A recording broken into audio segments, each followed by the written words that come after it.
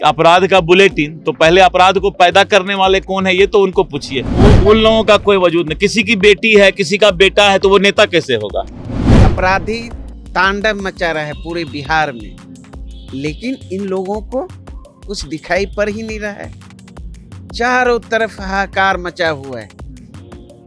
विस्तार से हमारे आदरणीय नेता तेजस्वी यादव जी आईना दिखाने का काम किया है। नमस्कार, आप देख रहे हैं इम्पैक्ट लाइव और मैं हूं आपके साथ निधि सिंह। और देखिए, बीते दिन तेजस्वी यादव अपराध यानी बुलेटिन अपराधियों का जारी कर बिहार में सत्ता पक्ष पर हमलावर होते हुए नजर आए। तो वही आपको बता दें, जब प्रदेश अध्यक्ष दिलीप जायसवाल से सवाल किया गया कि उन्होंने अपराध का बुलेटिन जारी किया, उसके बाद दिलीप जायसवाल तेजस्वी यादव को याद दिलाते हैं कि वह उनके ही दिन में अपराधियों का मनोबल बढ़ता है, वही अपराधियों को संरक्षण देते, वही अपराधियों को पैदा करने वाले, और आज अपराधियों का बुलेटिन जारी करते। कैसे देखेंगे अरुण जी? दिलीप जायसवाल जी कहते हैं कि आप लोग ही अपराधियों को संरक्षण देते हैं, अपराधियों को पैदा करते हैं, और आप लोग ही अपराधी के खिलाफ बुलेटिन जारी करते हैं। देखिए, इन लोगों को दिखाई पड़ता ही नहीं।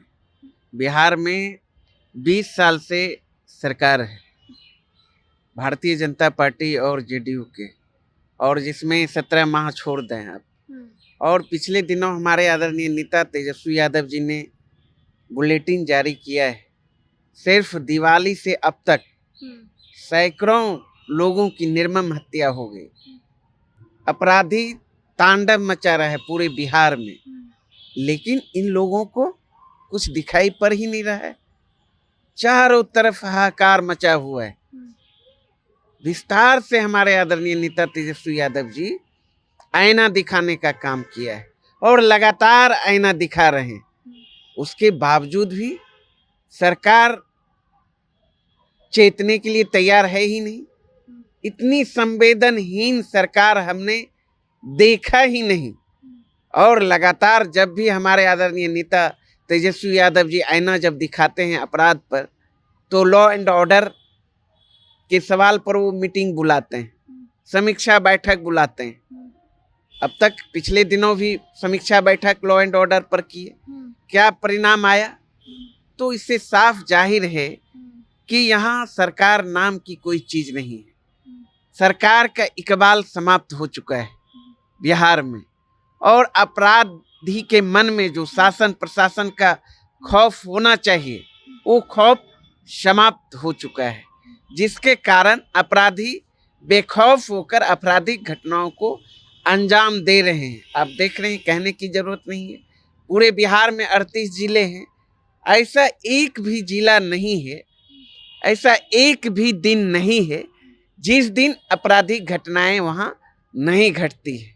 खास करके हत्या, अपहरण, लूट, छिनछोरी आम ये घटनाएं हो चुकी है, और सरकार इस पर लगाम लगाने में पूरी तरह विफल है।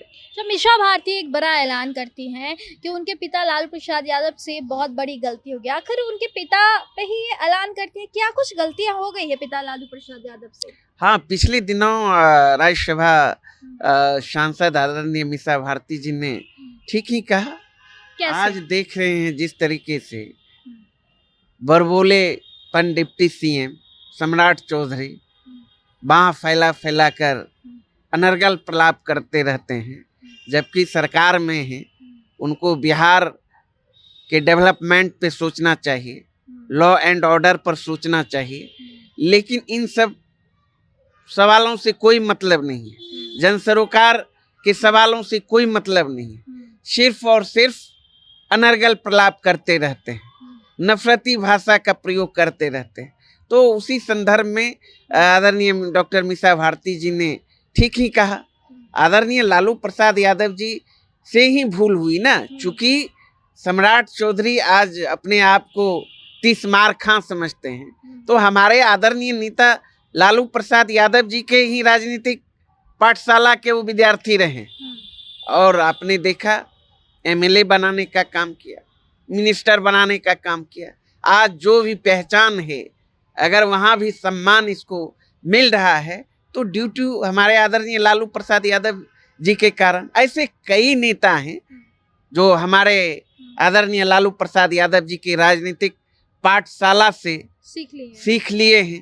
भारतीय जनता पार्टी में करीब 2 दर्जन से अधिक नेता या किसी भी पार्टी में अब जितने भी प्रदेश अध्यक्ष हुए भारतीय जनता पार्टी में, संजय जायसवाल की बात कर लें, सम्राट चौधरी की बात कर लें, तो सारे के सारे तो यहीं के प्रोडक्ट हैं।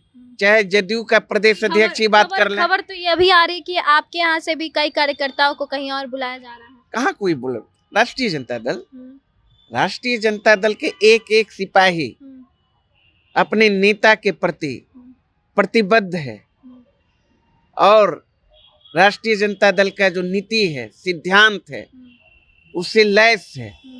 इसलिए एक भी कार्यकर्ता इधर से उधर नहीं जा सकता। कोई भी एरिजोटी लगा ले, कुछ भी कर ले, पूरी तरह प्रतिबद्ध है सामाजिक न्याय और सांप्रदायिक सद्भाव के लिए।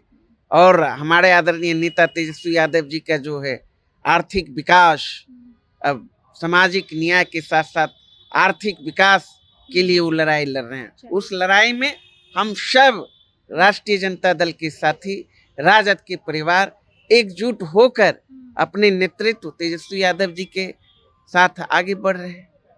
बहुत बहुत धन्यवाद अरुण जी, हमारे साथ बातचीत करने के लिए। आप सुन रहे थे राजद के प्रवक्ता अरुण यादव से। उन्होंने साफ तौर पर कह दिया है कि जिस तरीके से अभी बात चल रही है कि आरजेडी का डाटा लीक हो गया है और प्रशांत किशोर अब आरजेडी के सभी सिपाही यानी कि कार्यकर्ताओं को अपने पार्टी में बुलाने का काम कर रहे हैं, यह सभी अफवाहें हैं। और अरुण यादव जी साफ तौर पर कह दिए कि हमारे जितने भी सिपाही हैं वो अडिग है और नेता प्रतिपक्ष तेजस्वी यादव के भरोसे हैं और उनकी जो बातें हैं उन पर वो आगे रहते हैं और उनकी ही बातों को मानते हैं। क्या लगता है दोस्तों, जिस तरीके से आरजेडी को डेटा लीक चोरी का मामला प्रकाश में आ रहा है, सोशल मीडिया पर वायरल हो रहा है, क्या लगता है कि आरजेडी के सभी कार्यकर्ता सम्राट चौधरी और या फिर मिशा भारती, इन सभी के सवालों का जवाब देते हुए अरुण यादव क्या कुछ कहे हैं? आपको कैसे लगी? कमेंट बॉक्स में जरूर अपनी प्रतिक्रिया दीजिएगा।